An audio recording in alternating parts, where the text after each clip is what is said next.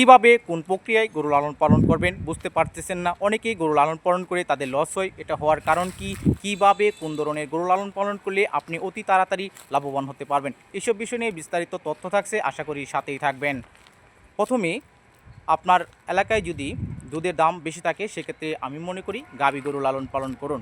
আর যদি দুধের দাম কম থাকে সেক্ষেত্রে বকনা অথবা ষাঁড় দিয়ে শুরু করতে পারেন। বকনা গরুতে খরচ কিছুটা কম আছে ষাঁড়ের তুলনায়, ষাঁড় গরুতে খরচটা একটু বেশি।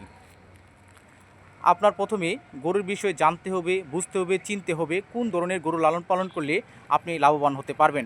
এই ধরনের গরু কিনে তারপর পালন করা শুরু করুন। আপনার যে গলিঘরটা আছে এখান থেকেই গরু পালন করা শুরু করুন। ধার দেনা করে যদি আপনি গরু কিনেন সেক্ষেত্রে আপনি এখান থেকে লাভবান হতে পারবেন না। আমি মনে করি 2টি, 3টি, 4টি অথবা 5টি থেকে লালন পালন করা শুরু করুন। আপনি গাছ চাষ করবেন, এর পাশাপাশি খড়, খাদ্য, পরিবারের সবার সম্মিলিত চেষ্টায় সুন্দরভাবে যদি আপনি গরু লালন পালন করেন সেক্ষেত্রে অবশ্যই এখান থেকে লাভবান হতে পারবেন। অনেক প্রবাসী ভাইরা আছে, প্রবাস থেকে এসে বাংলাদেশে গরু লালন পালন করা শুরু করে, তাদের অনেক সময় খামারে অনেকটাই লস হয়। এটা হওয়ার কারণ হচ্ছে উনি গরু সম্পর্কে তেমন কোনো ধারণা নেই, এসেই বড় আকারে শেড করে অনেক গরু তোলেন খামারে, তারপর পালন করা শুরু করেন। ভাই, আপনি এভাবে না করে অল্প কিছু গরু সংগ্রহ করেন, ভালো জাতের ভালো মানের গরু দিয়ে আপনি খামার শুরু করেন। যখন বুঝবেন গরুতে লাভ হচ্ছে তখন গরুর সংখ্যা বাড়িয়ে দিবেন। এভাবেই আস্তে আস্তে আপনারা গরু লালন পালন করুন, অবশ্যই লাভবান হতে পারবেন। এছাড়াও হাঁস, মুরগি, গবাদি পশু পালন করেই অনেকেই লাভবান হয়েছেন।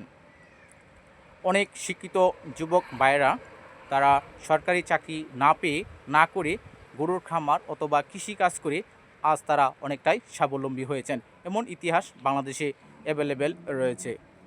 আমি মনে করি আপনারাও গরু লালন পালন করুন, নিজের চেষ্টায়, পরিবারের সবার সম্মিলিত চেষ্টায় আপনিও গরু লালন পালন করে অনেকটাই লাভবান হতে পারবেন। প্রথমে আপনাকে অনেকে অনেক ধরনের কথা বলবে, আপনি ওইসব কথায় কান না দিয়ে আপনার মতে যেটা ভালো হয় সবার কাছে যুক্তি পরামর্শ নিয়ে সুন্দরভাবেই পালন করুন।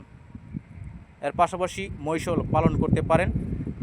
সুন্দরভাবে যদি আপনারা পালন করেন, ধৈর্য হারা হওয়া যাবে না। ধৈর্য নিয়ে সুন্দরভাবে এখানে আপনার সময়টা দিতে হবে। আর আপনি যদি মনে করেন যে কাজের লোকের মাধ্যমে পালন করবেন সেক্ষেত্রেও কাজের লোকের মাধ্যমে আপনি পালন করতে পারবেন। তবে কাজের লোকের মাধ্যমে পালন না করে আপনি নিজে এখানে সময় দেন, নিজে জানুন, বুঝুন, তারপর শুরু করুন। তাহলে অবশ্যই এখান থেকে আপনারা লাভবান হতে পারবেন। এইসব বিষয় নিয়ে পরবর্তীতে আরও ভিডিও থাকবে, আশা করি আপনারা সকলে দেখবেন।